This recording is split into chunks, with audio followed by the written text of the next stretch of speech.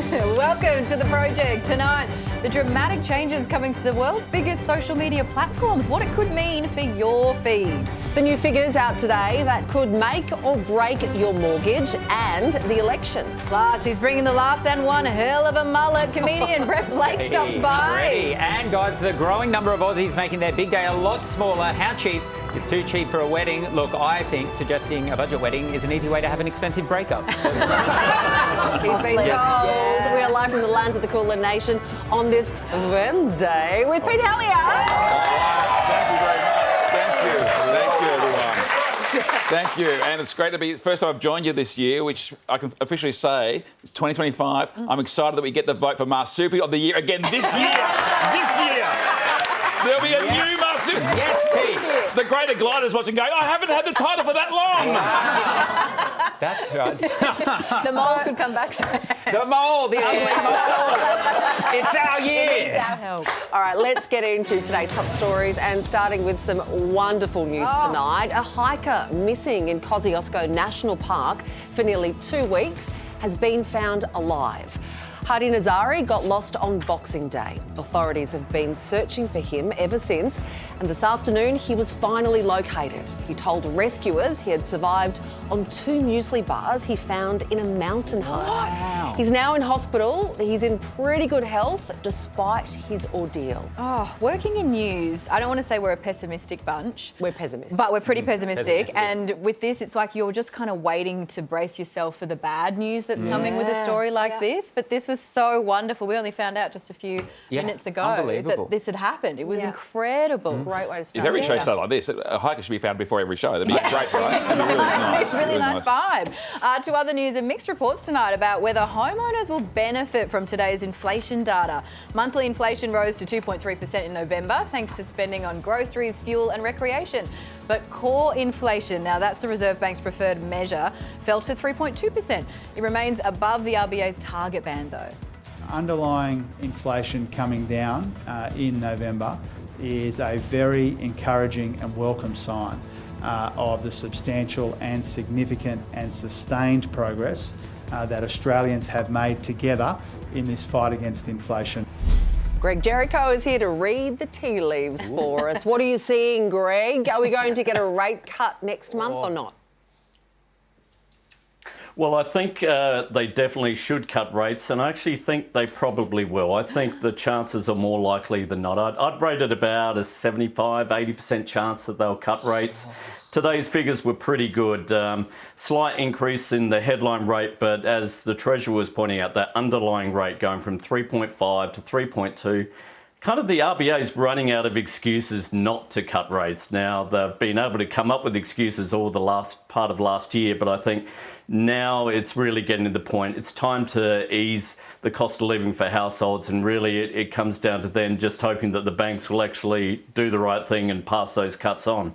This is a great start to the show. 2025 just keeps getting better and It's better. going so Mention well. Marsupial of the Year. Again. Greg, just how important, though, is a rate cut, a likely one, in your opinion, to the government's election chances? Oh, look, it's I think almost the biggest thing, really. I mean, the chances of them actually retaining a majority government is still pretty slim just because of the electoral maths. But, you know, it's all very well for the Treasurer to say, oh, look, unemployment's low and we've got inflation below 3%. But without an actual tangible rate cut, it's really hard to convince households that, oh, yeah, we've turned the corner. Happy days are here again, and you know that things are looking better. So they will be desperately hoping that there's a rate cut in the middle of February, and they'll probably even be putting in a few prayers that there'll be another one in the following meeting in early April. If that happens, then expect a call from the Prime Minister to go to an election, and he'll be going with a big bounce in his step. Greg Jericho, thank you so much for your time.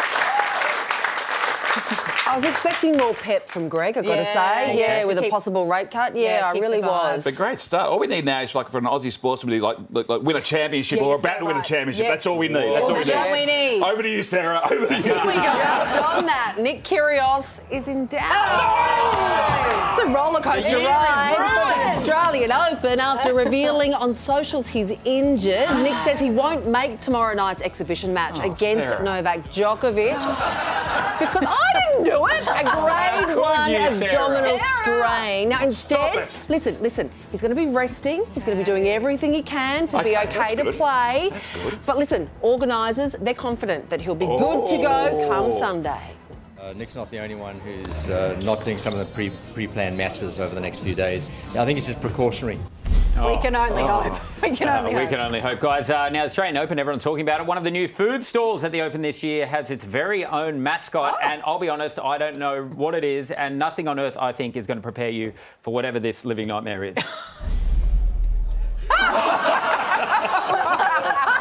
I don't know. It's a kidney stone or a testicle. I don't know left or right. But a good reminder, actually, for men to get a check down there. So just remember that. Where's the other one? Left or right? I don't know. I'm not sure. It's just a lot, is what it is. It's a lot. It is. It is also hump day for Amazon workers in the US who are halfway through their first 5-day week in years. Around 50,000 employees were ordered back to the headquarters in Seattle as of Monday. The change is expected to be so big that it's going to impact traffic. As for Aussie workers accepting such a change, well, experts say it's hard to put the genie back in the bottle. You just got to rub it the right way, according to Christine Aguilera. Yes. What do you reckon, Pete? Aguilera? Is that her name? Christina Aguilera. That's what I said, right? Aguilera?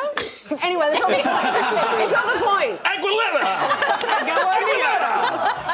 Look, I'm just a bogan. Listen, Pete. Yes. What do you think about going back to work? Is it time we all just kind of... Well, me doing 1 day a week here, it's been tough. It has been tough. It's been tough. I think when Zoom asked their workers to come back to the office, I think that was the warning bells, to be honest. Oh, yeah, you're so right. That everyone's going to come back to work eventually. if they I'm can't so do used to it, though. I saw that people have started to sell up their homes in Byron Bay because people are being ordered back into the office And in so many Sydney, had right? gone there. Yeah. People made big life choices Yeah, based on totally. the thinking that this was going to be an ongoing thing. Yeah. You know what we need? Another pandemic. Somebody find another hiker. Find another hiker. Thanks for killing the mood, Sam. Christina Aguilera. Come take it back. We'll see you soon.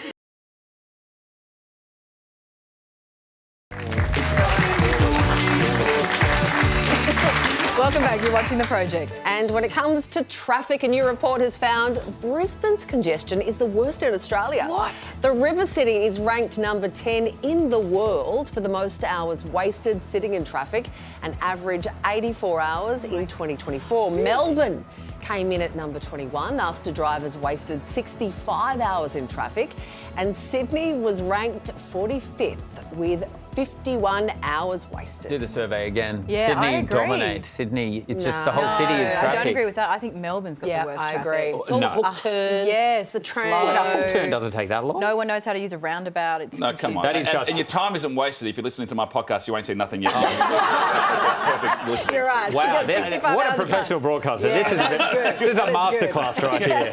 Now, they may be tiny, but mosquitoes are one of the most dangerous creatures in the world because of the diseases they carry. Now, that is why researchers at Sydney's Macquarie University are working on a way to limit mozzie-borne illnesses.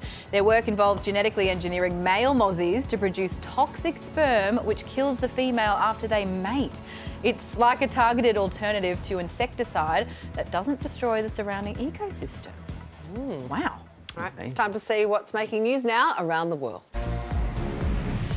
A state of emergency has been declared in Los Angeles, where a fast-moving wildfire has forced thousands of people to flee, including actor James Woods. Standing in my driveway getting ready to evacuate. Homes have been destroyed as strong winds fan the flames. Bulldozers are being used to clear cars from evacuation routes. People left their cars on Palisades Drive, burning up the hillside, the palm trees, everything's going.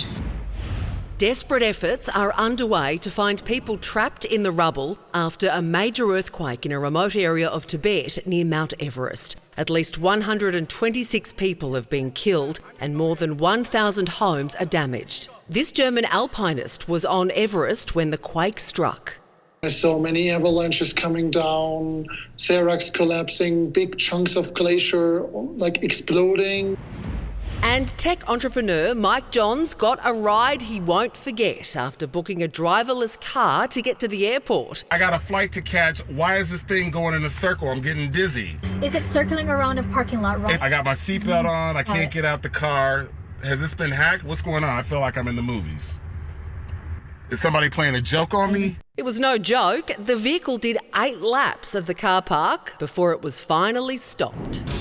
8 laps? Yeah, the car was left on sick dory mode. Of course, How you do it. I have been a big proponent of the driverless car. Have you? Yeah, I've said it once or twice that I would be happy to be in one. That there, not necessarily. I think I could handle like something going wrong technologically wise. I don't love a tech support conversation, so I feel like that would be, if they were trying to help me. Well, it would be a nightmare. I'd be just yelling. They'd be like, go on the app, and you'd be like, oh, I don't have an account. And they'd be like, well, you've got to set up an account. And then they'd be like, how many traffic lights are in this picture? And you're like, the car is doing donuts. The car is moving. Guys, let's go to Victoria, great part of this country, where Liberal MP David Davis was taking a crack at Labor's energy policy. And let me tell you, it's hard to talk tough when you sound like you've just hit puberty. This paper blows the whistle on Labor's energy policy. Business, households, the works, their electricity policies, their gas policies. Forget your energy policy, mate. What's your Strepsil policy? More project coming up after this.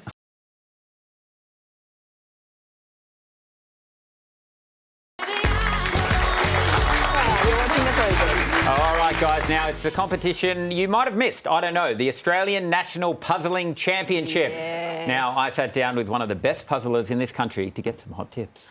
When I think puzzling, I think rainy day, maybe a family gathering. How did you get into puzzling?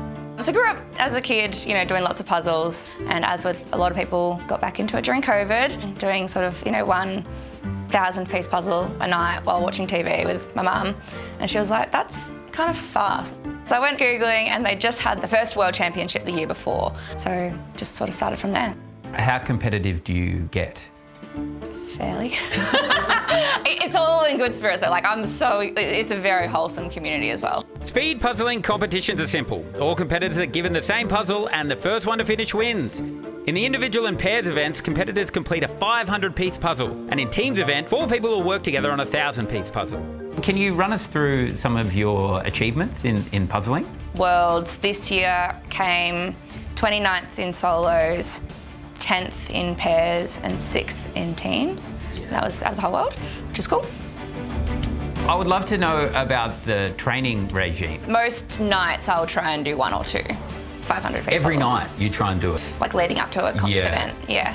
Sometimes my other training will be like, I'll be practicing with just my left hand, or I'll try different types of images. Like, I hate landscapes, so I might try and do them. Nationals are coming up. This weekend. This weekend? Yes. Would you like to use this platform to trash talk some of your opponents? No, Maybe get in their heads? No. Love them all dearly, and again, it's too wholesome to want to tear anyone down. It's so wholesome. I want to see some beef in the puzzling community. Now, I'm not sure if you watch the project regularly, but I'm kind of the brains of the show, which is why they sent me to talk to you. Of course. Are there any tips that you could give me? Don't get caught into the trap of just doing the edges first. I feel like that's what? You can do that's it that way. That's the only thing I knew. You can do it that way, but if it's really hard and you're getting stuck, it's absolutely fine to move on to something else, and then you can come back to that later. Are there any rituals, or are there any things that I need to do, or you do specifically before you compete? Outfit change. I noticed that. Essential. That's one of the most intimidating things. You've put on the national jersey. I have. All right, okay. 3, 2, 1, go. This is actually like a perfect visual representation of my brain at all times. Scattered. So scattered. I've just got my 5th, so oh, you're on a roll. You might want to speed up. Okay. Are you done? You did well. Keep it up. Okay. Well done. That's incredible. How long did you do that in? 7:24. Katrina Coleman is another competitive puzzler who, along with Hannah, represented Australia at the World Championship. So a 500-piece puzzle generally takes me around the 37 to 45 minutes. The fastest I've ever managed to do one is 27 minutes. She's a 2-time national champion and recently came 7th in the world. I work part-time as a caravan salesperson. The opportunity came to actually drop my hours back, which was a positive for me because it meant that in the lead up to Worlds I could actually puzzle more. Katrina also used that time to work on her physical and psychological game. I spoke to a PT trainer. He gave me a few exercises that I can do to strengthen my back, shoulders, arms and things like that, so that if I want to stand for the entire puzzle, I can. I also did some mind training. I read sports psychology and things like that so that I could get my head in the game a bit better. Done. Diane Healy is president of the Puzzling Association and says the national competition has doubled in size in the last year. We changed venue to have it here because we didn't fit in the last one, and we now have hit maximum capacity at this venue as well. I don't know what's going to happen next year. After months of training, the moment has arrived. Once teammates for Australia, Hannah and Katrina are now rivals. Nearly 200 teams compete for glory, with only 1,000-piece puzzles separating them. 3, 2, 1, puzzle! The race is neck and neck until Hannah's team takes a commanding lead and wins with a time of 32 minutes and 42 seconds.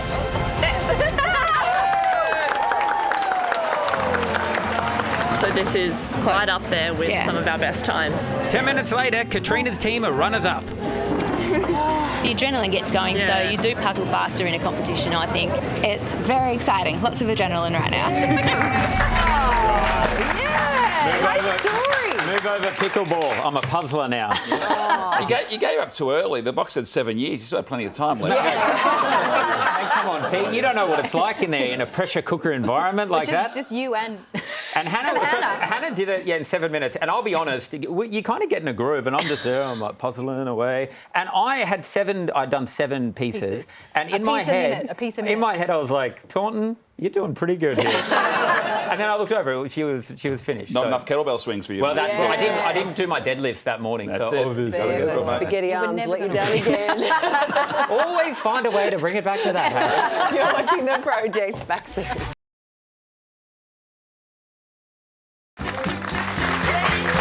You're watching The Project. Guys, I was up early this morning. I was watching Sunrise, and the team were discussing the famous. Never sleep. No, I just love news. Yeah. I'm always watching the Dakar Rally. Another thing I love, Georgie Tunney. Those cars out there, God, they're brave. But keep an eye on the bottom left here of your screen, because I don't think everyone was as interested as I was in the chat. Oh. It is brutal, absolutely brutal. But good fun to watch. Yeah. Indeed. Yeah. There was a dog. Be careful, Pooch. You saw what they did to the cash cow. Now, pretty soon, your Facebook and Instagram feeds may look a little different. Mark Zuckerberg has announced big changes are coming to Meta's social media platforms, with users set to be left even less sure of what they can trust on social media. It's time to get back to our roots around free expression on Facebook and Instagram. Mark Zuckerberg today revealing Facebook is ditching fact-checkers, choosing to take a leaf out of Elon Musk's social media playbook. We're going to get rid of fact-checkers and replace them with community notes, similar to X, starting in the US.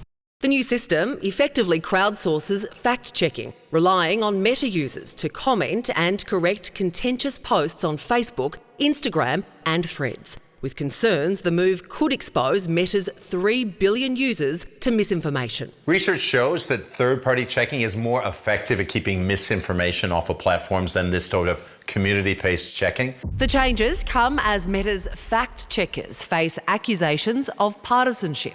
The fact-checkers have just been too politically biased and have destroyed more trust than they've created. Mark Zuckerberg and Meta have never wanted to be arbiters of truth in their words. So this is kind of bringing it back to a natural, sort of vaguely libertarian state. Fact-checking is not the only change, with the Zuck also announcing users can expect to see more politics in their feeds and with fewer restrictions on contentious political topics. We're going to get rid of a bunch of restrictions on topics like immigration and gender that are just out of touch with mainstream discourse. Meta's main man seemingly motivated by Trump's imminent return to power. I think he's directly responding to the threats that you have made to him in the past. Probably. Yeah, probably. It is 100% a political move by Mark Zuckerberg. There's no question. Mark wants to get back in the good books with the US administration and with Donald Trump personally. Today's decision by Mark Zuckerberg is all about him having total control. He wants to dictate what is true, what is false, what is popular, what is not. Zuckerberg even going so far as to offer to work with Trump on a worldwide free speech campaign. To push back on governments around the world, they're going after American companies and pushing to censor more. Like a number of other tech luminaries, they've donated a significant amount of money to Trump's inauguration, $1.8 million in the case of Meta. And while the changes roll out in America first, Australia likely isn't far off. There's no question that we're coming into a moment where the social media that we knew that was more moderated is now going to change. Wow. I'm kind of split on this because there's part of me that thinks that there is a certain level of responsibility for these platforms like Facebook and Instagram to at least try or attempt to stop the spread of disinformation, whoever decides that it is or not. But then there's a larger part of me, and I think it's a growing part, which actually has me sitting in this exasperated space of we are at a time where you have to be able to critically think and educate yourself on what is real and what is not, and you need to be able to read very, very widely, get a whole range of sources and have those skills going forward. And I don't know who teaches them though. Yeah, and who gets to decide what is disinformation and misinformation, right? I mean, it was only last year that Mark Zuckerberg came out and said that, you know, during the pandemic, the Biden White House had pressured Facebook to remove any posts that was sort of negative of the handling of the COVID pandemic, and even satire, which is insane, that you're censoring jokes. Yeah, that's the worst part for sure. I find that horrifying, and now I'm really interested. Well, they fact-checked you and they said that you weren't a comedian. So. You scraped through. I don't know. It's a tricky space we find ourselves in. But I also think that, I mean, there has to be a business kind of aspect to this as well. Like, Mark Zuckerberg isn't doing this out of I don't know, there's different reasons, political, yes, but I think also business related. And when it comes to the actual people who are using Facebook, this is something that he thinks is going to drive that usage and keep people online as well. Yeah. Well, we've all had those moments, usually late at night, where we think about maybe, possibly buying Greenland. All the time. But one incoming president of the United States is actually considering it, and you'll never guess who it is. Greenland. It's the island between... Nope, that's Iceland. Where is... Greenland. It's the island between the Arctic and the Atlantic, with a population smaller than the city of Wagga Wagga. And it's caught the eye of one nuclear arsenal-wielding real estate mogul. Well, we need Greenland for national security purposes. I've been told that for a long time, long before I even ran. After recently reacquiring another valuable property, Donald Trump is now signalling his desire to expand the empire northwards. We shouldn't be bought by anyone because Greenland is not for sale and Greenland will not be for sale. Greenland is part of Denmark, but in 2009 it was granted self-governance, which includes the right to declare independence from Denmark should the people want it. The Danes aren't ready to let go, though. While Donald was flagging his intentions, Danish King Frederick was literally flagging his reluctance, updating the royal coat of arms in a way that gave the symbol for Greenland more prominence. In the eyes of the Danish government, Greenland is for the Greenlandic people. And that might be why Trump won't rule out taking the island with military force. Because we need it for national security. That's for the free world. I'm talking about protecting the free world. That's because Greenland is positioned between Europe and North America, making it the ideal site the US could repel a potential attack from, say, Russia. Oh, and the place also happens to be super rich in oil and minerals, which is why Donald's not the first to have floated the idea. President Andrew Johnson considered buying it in the 1860s. Harry Truman offered Denmark $100 million for the island in the 1940s, and former President Trump revived the idea back in 2019. Could be where future President Trump got the idea. He was a good man. I knew him a little bit. All this comes as large adult son Don Jr. arrives in Greenland's capital. Though he insists he's just there on holes. Here as tourists, seeing it looks like an incredible place. We're really excited to be here. Thank you guys so much. So, will the US offer enough green to get Greenland? Or is this one big dream? Land. Making Greenland great again. Here to help us figure all this out is our resident Greenland real estate expert, Nick Bryant. Nick, Happy New Year to you. Just how important is getting Greenland to Donald Trump?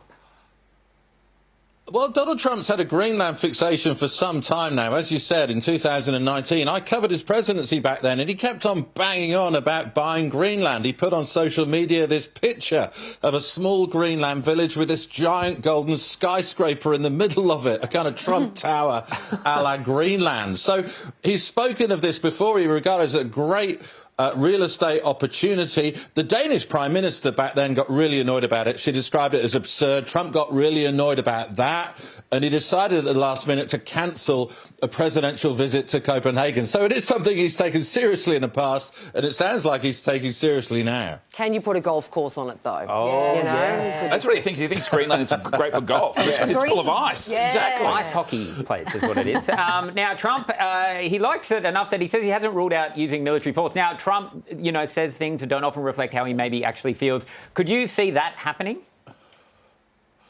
Oh, doesn't it speak of the crazy world that we've re-entered, that we're even asking that question, that America's going to invade Greenland? Look, I don't think we're going to see an Air Force carrier group outside of Queensland's coast. I don't think we're going to see the Danes sort of jumping aboard version Viking ships to defend them. Look, as you say, I mean, what Trump says and what he does is often very different. There was a president called Theodore Roosevelt who used to talk about speaking softly but carrying a big stick. And in some ways, Trump's inverted that. He speaks loudly, but often he doesn't reach for the military stick at all. The bark with Trump is often worse than the bite. And perhaps that's the case when he talks about the possibility, or doesn't rule it out, of some sort of military incursion into Greenland. Well, President Trump, he is on a little bit of a spending spree at the moment. He's also talking about taking back the Panama Canal. Is that likely to come to fruition? Well, look, America's got a bit more of a claim on the Panama Canal than it has on Greenland. I mean, Greenland's been Danish for 500 years, for goodness sake. But the Panama Canal, the Americans actually built, and they ran it jointly with Panama until 1999. There was a treaty in 1979 by Jimmy Carter, actually, who's just died, of course, that gave the US a joint custodianship of the Panama Canal. So, maybe Trump wants to move back to that kind of model. I mean, what worries him about the Panama Canal? It's such a vital seaway for American trade. They're worried about the Chinese possibly getting their hands on it or having more influence. So what Trump might be trying to do is get more influence over the Panama Canal, even if it doesn't mean sort of invading Panama and retaking it over. Nick, just coming from a different angle here, Greenland is part of Denmark. The Queen of Denmark is our own Mary Donaldson from Tassie. Yeah. Could Australia, therefore, have a claim on Greenland? Wow. I love the idea of green and gold land. I think that's just fantastic. Yeah. And I guess the way to sell it is, colonise Greenland with Australian baristas. You will finally be able to get a good flat white in Greenland. Maybe that's the way to get it over the line. But yeah, I mean, and I love the idea of the way to defend yourself against Trumpism is to change your royal coat of arms. I just think that is absolutely fantastic and speaks again of this crazy new world, or this crazy old new world that we're just about to re-enter. Well, with Greenland looking to have its referendum on independence from Denmark a little later this year, it's going to be very interesting. Nick, thanks for your time. My pleasure. OK, we have to take a break, but we'll be right back.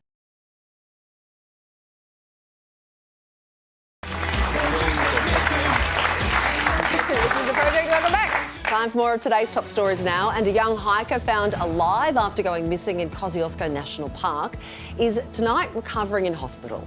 23-year-old Hani Nazari got lost on Boxing Day almost 2 weeks ago, but despite his ordeal, he's in pretty good health. He's been reunited with his family, who say it's the happiest day of their lives. Rescuers say they never gave up hope of finding him. One of my police at the scene had spoken to him and he relayed that he found a hut up the mountains, and there were 2 muesli bars up there that he's eaten, and that's pretty much all that he's had 2 weeks. So. There's been a tragic end to a summer holiday joy flight with a Perth pilot and 2 international tourists killed when their seaplane plunged into waters off WA's Rottnest Island. The seaplane got into trouble just after takeoff late yesterday. An investigation into why is underway now. Horrified onlookers saw it happen. 4 other people on board the plane survived. For something so tragic to happen in front of so many people, at a place that provides so much joy, especially at this time of the year, is deeply upsetting. In other news, a new class action could result in compensation for hundreds of thousands of Aussie Holden drivers. The lawsuit alleges that for 13 years, Holdens were built with faulty transmissions, resulting in issues like intermittent shuddering and fluid leakage. The class action's been filed against General Motors Australia and New Zealand among the models allegedly affected, the Commodore VE and VF, as well as the Colorado. The compensation could be quite substantial. So we're talking, sort of in excess of $100 million.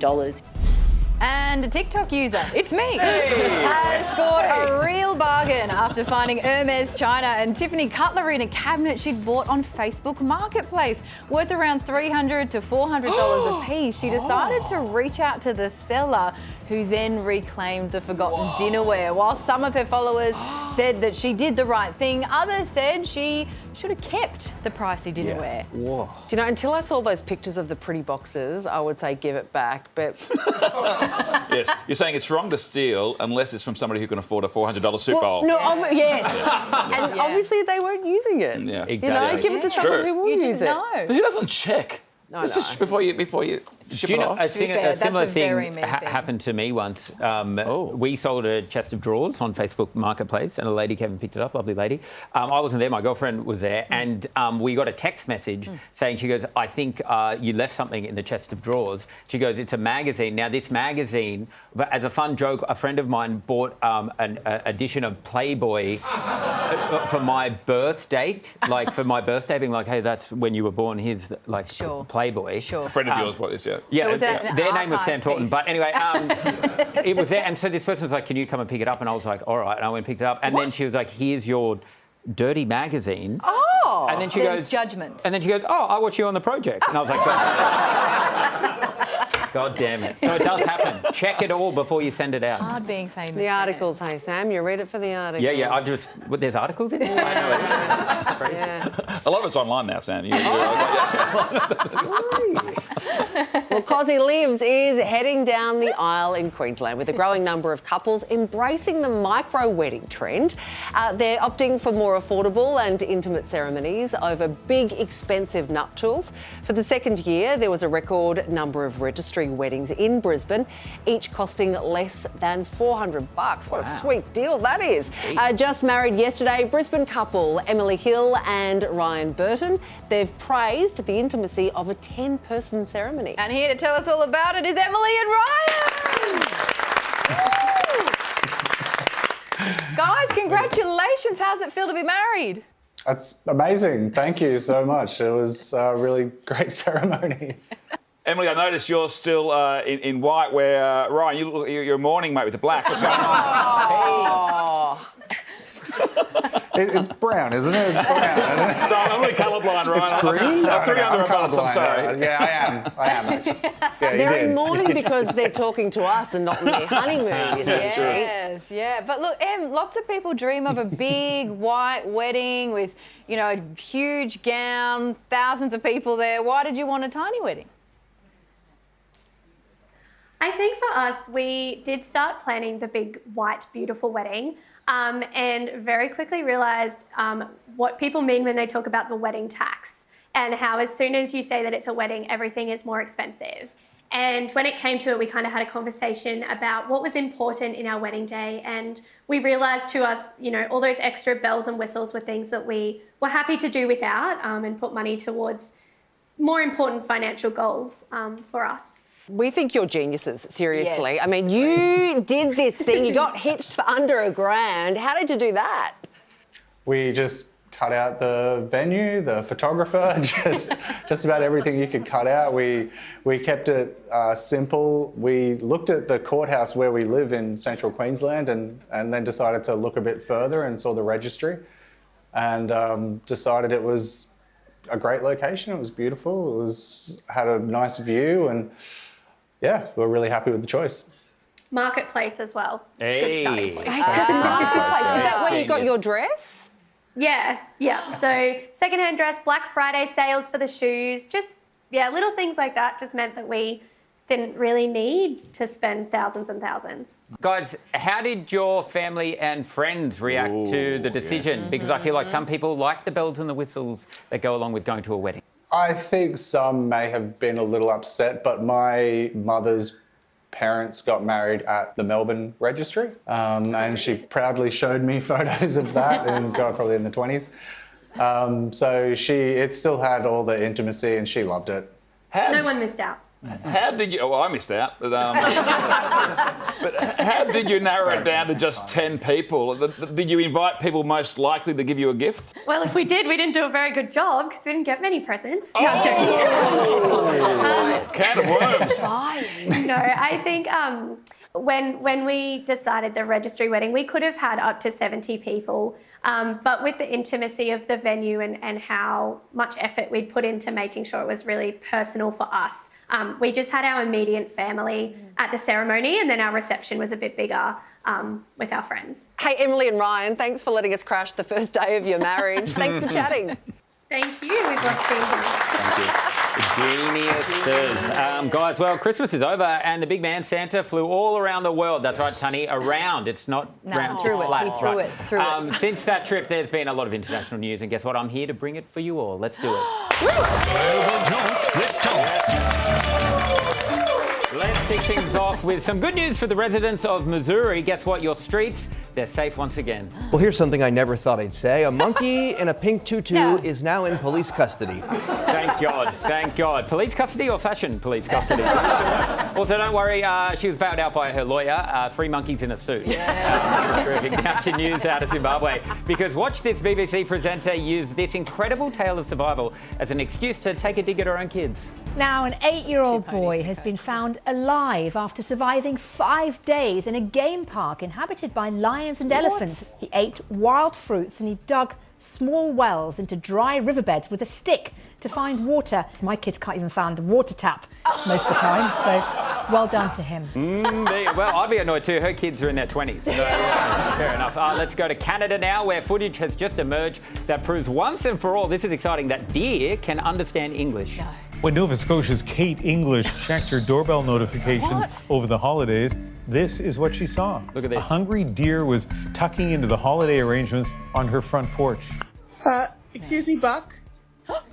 Hey, hi. Can you stop eating my holiday arrangement? Back up, buddy.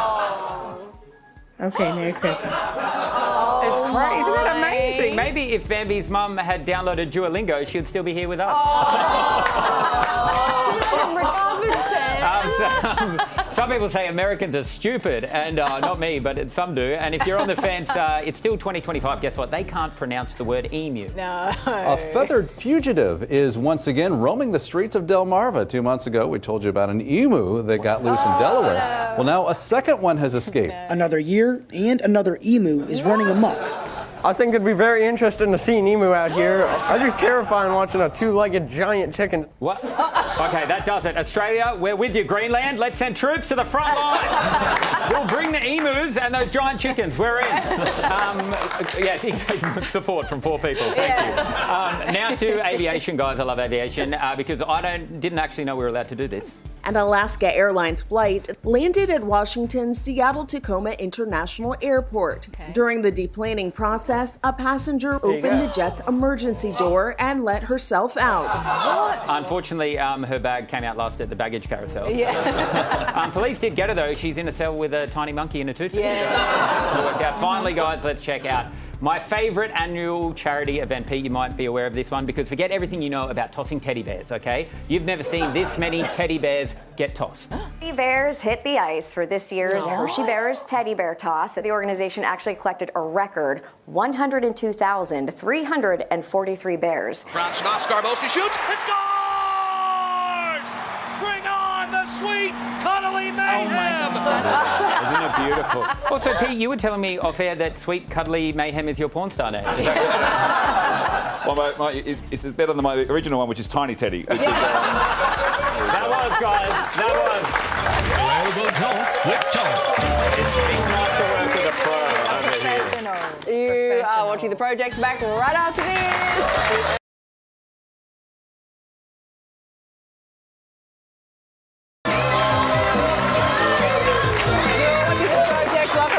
Next guest is the Aussie larrikin of comedy. Me and my girlfriend, we decided to get a dog together.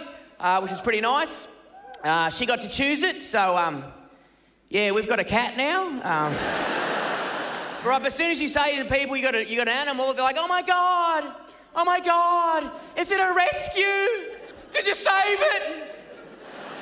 Nah, I just paid full price, you know what I mean?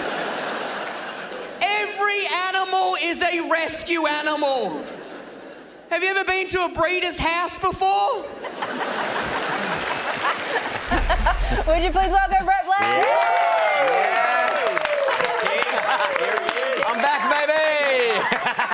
So just to confirm, no rescue greyhounds? No, we actually tried. So my partner, so we decided to get a dog, and she got to choose it. So yeah, we've got a cat, and she chose that. But then we had a trial. But at the RSPCA at the time, there was only 2 animals available. It was a greyhound that had clearly never won a race before, or a pit bull that had more flashbacks than my granddad. And he's been in a world war, you know? I said, oh, yeah, I'll grab the pit bull with trauma, thanks. Yeah. Might have a little victory nap after this one. What could possibly go wrong? Well, but I had the greyhound over, and I didn't realise this. I don't know if you guys know this. When you have a rescue animal over, someone comes over and they kind of monitor your interactions with the animal to make sure you're a suitable, dog dad, right? Of course. But at the end of the week, she sent us an email saying we found a more suitable couple for that dog than you. Yeah. Which was a nice way of her saying, we don't trust you not to race that greyhound. Did it cross your mind? Did it cross your mind? Yeah, of course, Bendigo, race 7, get that baby firing. Was it possibly mullet related? Because I think the mullet is looking particularly slick tonight. Oh my God. Was that cut just for us? Mate, it actually wasn't. I've never been to an Arab barber. Is that how you say it? Is that correct? I've never been to an Arab barber before. Yeah. I went... Arab barber, yes. Arabic barber? Is that how you... Where's Waleed when you need him? I need him to help me with culture. And you can either have a scaffolding ticket or know that, and I've got a scaffolding ticket. And so, yeah, I've never been to an Arab barber before. And oh my God, it was the most majestical experience of my life. I walked in there, he had all these beautiful sprays, he had a hot towel. He didn't speak to me the whole time. At the end of it, he called me Habibi, which I later found out means my one true love. I was like, who is this guy? But the best part is because haircuts are sometimes annoying, and you got to have the banter. He didn't speak to me the whole time. Perfect. Silent, loved it. Went to pay with my credit card. He's like, it's cash only, mate. Oh, you do chat, do you? Now, Freddie, you've got a new show. You're on tour. You're going out. Little Turd, I believe it's called. What could it possibly be about? I can't imagine, Sam. What could it be about? Well, my new show, it's a pretty full-on show. It's something I'm trying to tackle. It's a show about how when I was 16, it's probably relatable to everyone here. I was 16, I incited a riot. I was charged with assaulting a police officer, disorderly conduct, and nearly went to jail for 10 years. So you're like the Western version of Corey Worthington. I was before Corey, by the way. Yeah, exactly. I was like, I'll knock the sunglasses off his head. And sorry, Corey. And he's pretty buff now. Have you seen him? And he's actually jacked I as follow hell. him on Instagram. Yeah, I know. I follow him as well. He's cool. I actually DM'd him the other week. He wouldn't get back to me. Anyway. So the show is kind of about growing up in a different suburb. As you can probably tell, I'm probably from a little bit of a different world from most people. So like my school was very different. Even my principal was arrested. Do you know how we knew this? How? We saw him on the news. We're like, man, he's on RBT. That is sick. And I'm going to buy a ticket to this show. Yeah. And also, none of us knew our principal had a VL Commodore. The next day, we're like, high five, 18-inch rims. This is sick, dude. Brett, we've got to get the plug away. Go to the show. Go buy tickets to Brett Blake.